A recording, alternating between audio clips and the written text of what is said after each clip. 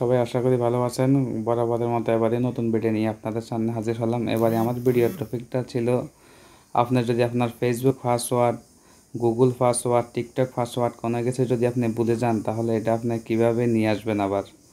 আমি আপনার ফোনে আপনার যে স্যামসাং ফোন বা যে কোনো ফোনে আপনি এই সেটিংটা পেয়ে যাবেন। প্রথমে আপনি আপনার ফোনের সেটিং অপশনে যাইতে হবে।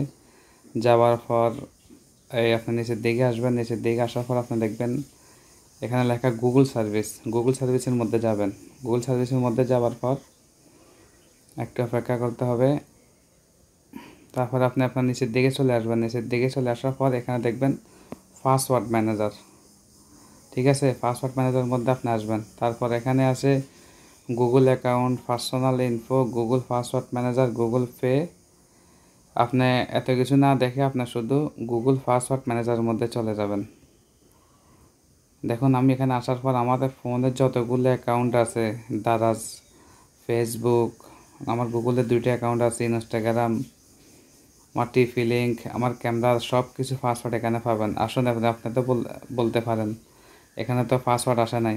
ধরুন না আমি আমার ফেসবুক পাসওয়ার্ড কি আমি জানতে চাইতেছি। আমি আমার ফিঙ্গার দিয়ে দিলাম, দেখেন এখানে পাসওয়ার্ড চলে আসলো।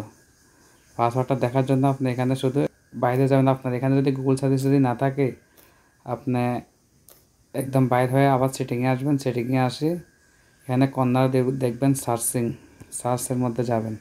যাওয়ার পর এখানে শুধু লিখবেন পাসওয়ার্ড বোল্ট।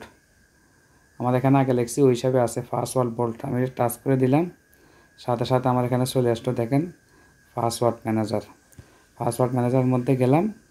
তারপর আমি আবার আমার যতগুলো অ্যাকাউন্ট আছে, আমার গুগল অ্যাকাউন্ট, এখানে শুধু আপনার ফেস লক বা পাসওয়ার্ড দিতে হবে, মানে আপনার ফোনের যে লক সব কিছু আপনি এখানে পেয়ে যাবেন। ঠিক আছে, আশা করি ভিডিওটা দেখে উপকৃত হবেন।